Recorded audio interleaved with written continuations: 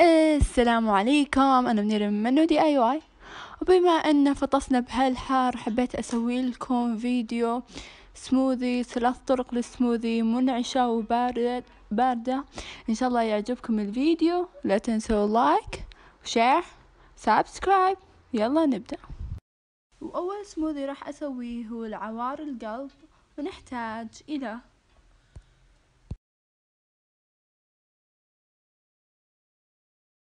أول شي نضيف الفراولة والمانجا والحليب والسكر والآيس كريم، نخلطها مع بعض.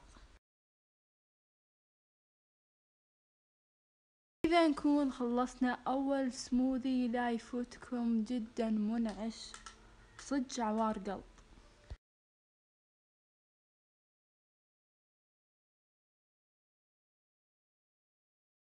والثاني سموذي راح أسويه المانجو سموذي. نحتاج إلى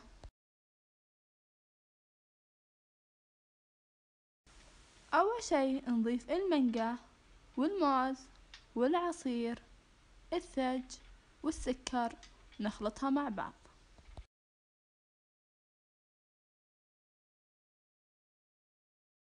كذا نكون خلصنا ثاني سموذي جدا لذيذ، راح يحبونه عشاق المانجا.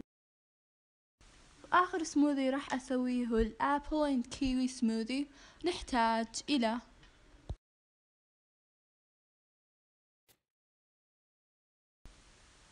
أول شي نضيف التفاح الكيوي الموز أخيرا الحليب، نخلطها مع بعض.